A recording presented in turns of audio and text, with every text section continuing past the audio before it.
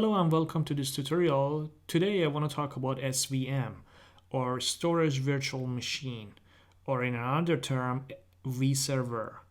So as you can see, I've written SVM and vserver here, both of them.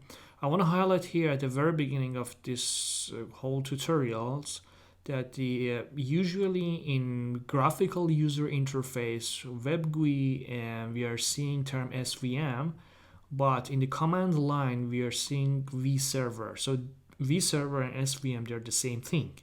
But what is SVM actually? So storage virtual machine, or SVM, it's a logical container for data volumes.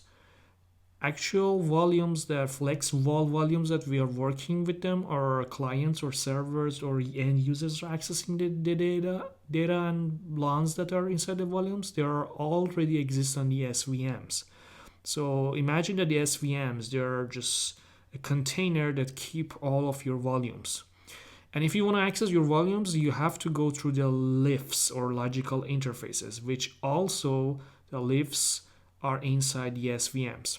And as you can see in the picture here on the right side, the SVM, because it's a logical object, it can be spread across multiple controllers, multiple nodes. We have different physical nodes, but your SVM is actually, because it's a logical definition, it can contain all of these nodes.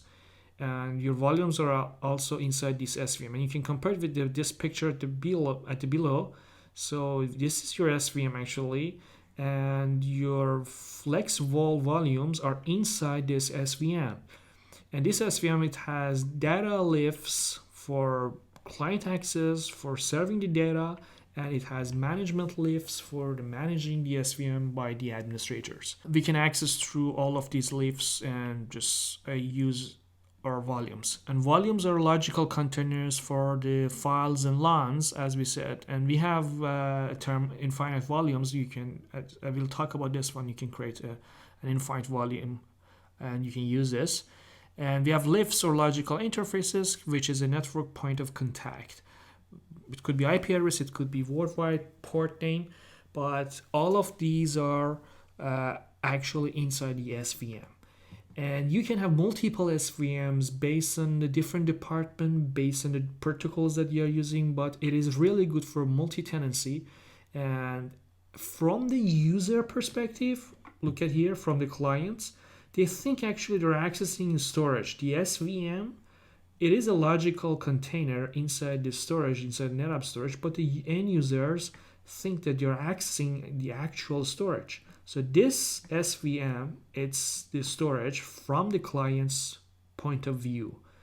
And you can have different SVMs. So you can have, let's say, 5 SVMs for 5 different departments. And each department that they're thinking that they're connecting to different storage, which is different. You know, this is logically different. Their permissions are different, security is different, and everything is different.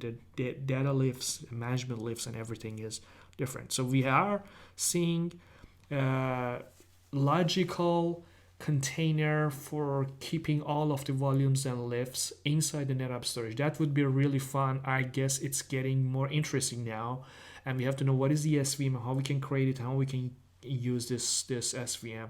And don't forget that the SVM in the command line is vserver. I hope you enjoyed this tutorial. I'm looking to see you in the next one.